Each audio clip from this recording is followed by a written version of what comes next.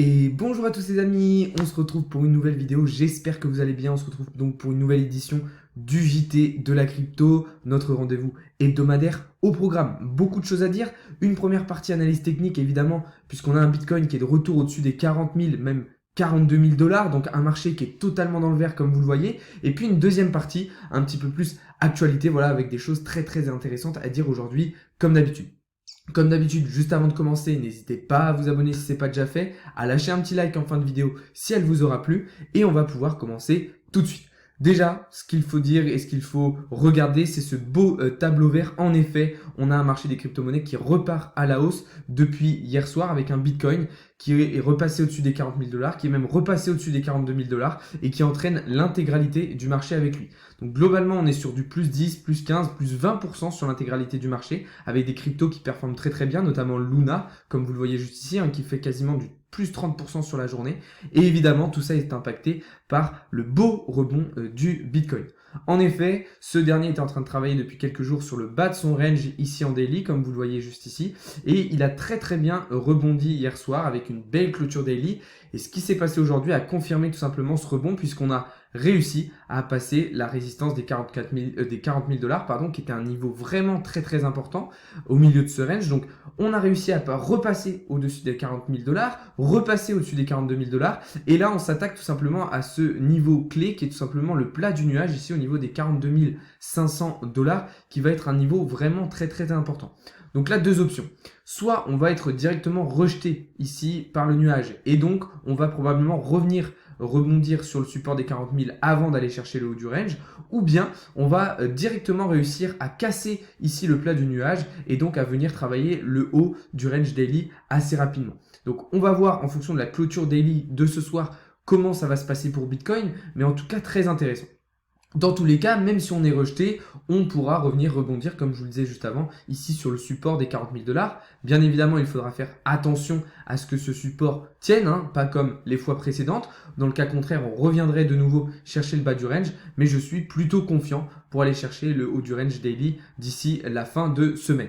L'objectif à l'arrivée en haut du range daily sera de le casser par le haut pour venir chercher rapidement les 48 000 dollars qui seront pour moi un niveau important, mais le niveau principal pour moi à aller chercher sera ensuite les 56 000 dollars au niveau de ce plat du nuage. Donc pour moi, le niveau des 48 000 dollars sera pas forcément le plus compliqué à casser. L'objectif sera vraiment d'aller chercher les 56 000 dollars. Voilà, donc on va surveiller un petit peu ce que va nous faire le Bitcoin, déjà avec la clôture daily de ce soir, mais en tout cas, la tendance à identifier pour la fin de semaine est un retour aux 44 500 dollars, donc sur le haut du range dans un premier temps et potentiellement plus haut.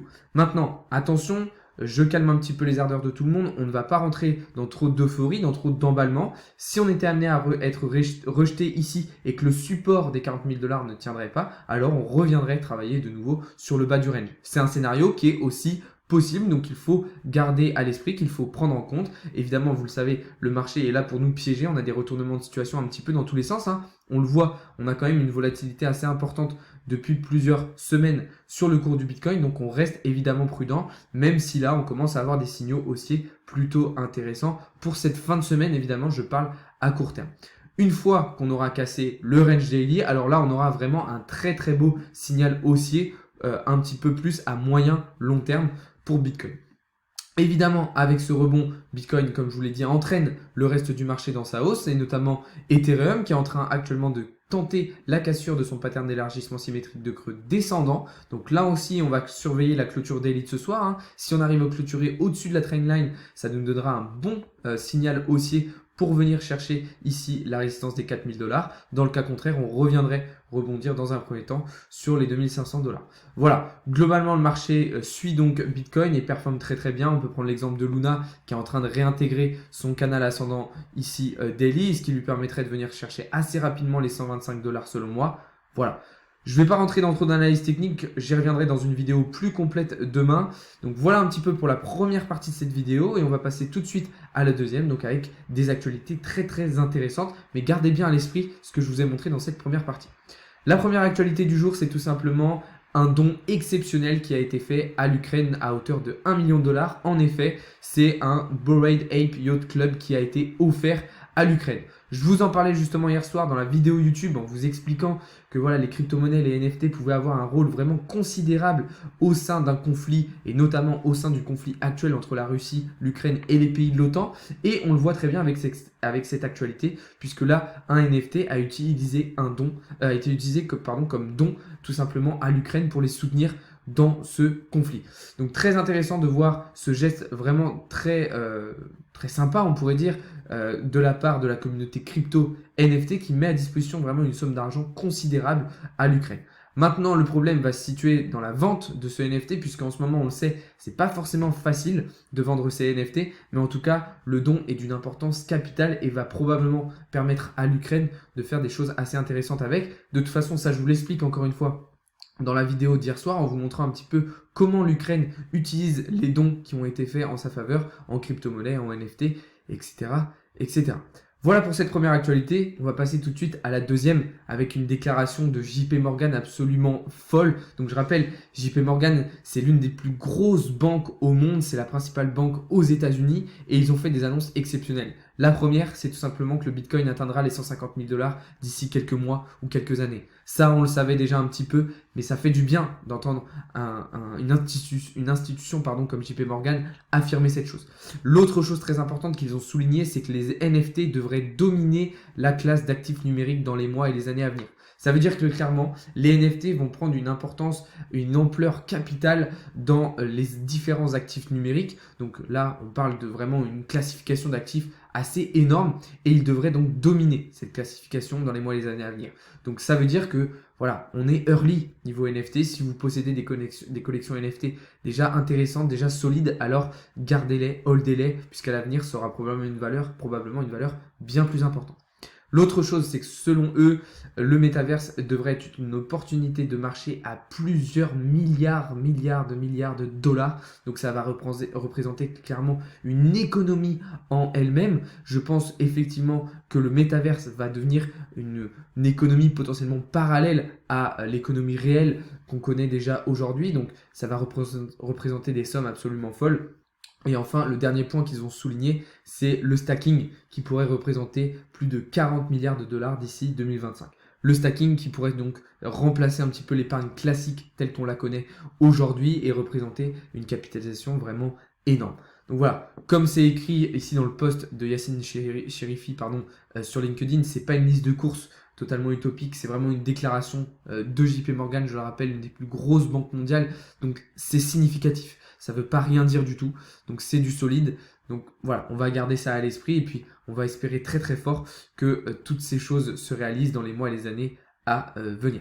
Voilà, on va passer tout de suite à la prochaine actualité qui est de taille. Je vous en ai parlé ce matin dans une analyse TikTok. C'est tout simplement l'écosystème Avalanche qui va lancer Multiverse. C'est tout simplement un programme à quasiment 300 millions de dollars qui vise à développer leur blockchain, développer leur écosystème. Donc vous le savez, Avalanche c'est déjà un écosystème, une blockchain qui me plaît énormément. Je surveille de très près leur token Lavax sur lequel j'ai investi énormément d'argent et qui, je pense, devrait faire de très belles choses dans les mois et les années à venir. Et bien là, ils lancent tout simplement leur programme Multiverse dans le but de se développer, d'aller toucher différents secteurs, de nouveaux domaines, tout simplement pour être beaucoup plus performant, beaucoup plus diversifié, beaucoup plus sécurisé, etc., etc.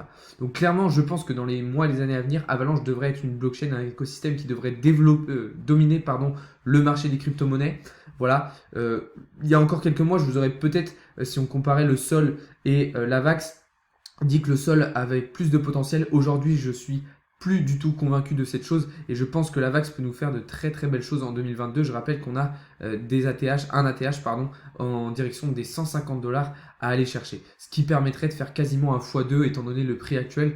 Donc on est en plus de ça sur des zones de rachat idéales et là clairement ce multiverse devrait les aider à se développer et donc le token de l'Avax devrait être bien propulsé. Voilà, c'est pas du tout un conseil d'investissement, mais c'est vraiment pour vous dire que la Fondation Avalanche c'est quelque chose que je suis attentivement et que je supporte attentivement et dans laquelle je suis exposé de manière assez importante. Voilà, on va passer tout de suite à la dernière actualité de ce JT qui est probablement l'une des plus marquantes puisque c'est Binance qui a décidé de réintroduire les virements SEPA en France et notamment dans toute l'Europe. Comme vous le savez peut-être, il y a quelques mois, Binance avait suspendu tout simplement l'utilisation des virements SEPA sur leur plateforme. Et bien, ils ont été réintégrés. Donc, très très bonne nouvelle pour Binance qui a fait face à des grosses régulations, des grosses difficultés fin 2021. Ils commencent à s'en sortir, ça commence à aller mieux. Ils sont un petit peu sur tous les fronts en ce moment et essayent vraiment de se débrouiller et de se sortir de cette passe compliquée. Et voilà une première bonne nouvelle pour eux. Bonne nouvelle aussi pour les utilisateurs puisque qui dit virement SEPA dit aucun frais de transaction, que ce soit en termes de dépôt ou de retrait. Donc évidemment, très très intéressant de la part de Binance. On espère que ça va continuer dans ce sens-là pour la plateforme qui devrait continuer à se développer dans les mois et les années à venir. Voilà, juste avant de terminer cette vidéo, puisqu'on arrive au terme de cette dernière, je précise que ce soir, il y a un nouveau concours qui arrive sur Instagram avec notamment 200 $ de crypto à gagner. Donc le lien est dans la description, je vous invite vraiment à aller vous abonner pour participer au concours. Et puis pour tous les autres, je vous invite aussi à rejoindre le canal Telegram gratuit, le lien est dans la description. Vous savez à quoi vous avez accès quand vous le rejoignez. Voilà. Sur ce, je vais vous souhaiter une très très bonne soirée. On se retrouve dès demain matin pour davantage de contenu et davantage d'analyse. Salut à tous, c'était Alex de Crypto Learning.